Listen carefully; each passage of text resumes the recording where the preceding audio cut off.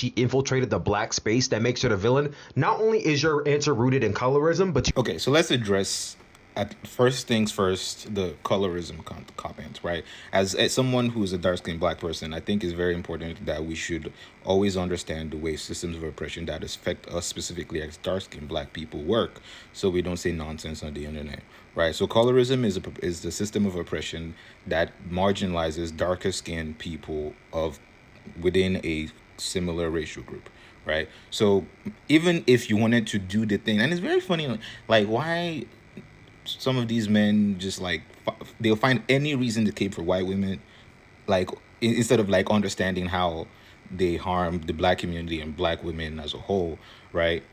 Let's clear up some misunderstandings, right? Even if you wanted to get on the hill, the very incorrect hill, that Mary is a light-skinned black woman who is quote unquote passing, right? She would still be the one perpetuating colorism in that situation. Not only is that true, you also have to identify the fact that she did live life as a white person and people perceived her as a white person, and she was actually white presenting. Now, the funny thing that people are doing right now, trying to say that this woman would have been black even in the 1930s is hilarious, because Stack, and I think that we only want to look at Mary's character's perspective, I think sometimes, because that's what it's giving, right? Stack identified that like he was very uncomfortable with her talking to him like that at the train station.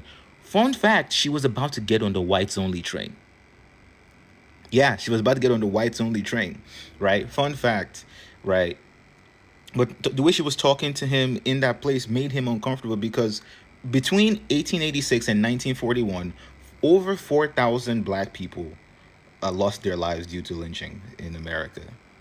That's interesting, right? It's on the NAACP website. You can go look it up and see how the numbers are actually broken down year by year. Regardless, right? You can even see the way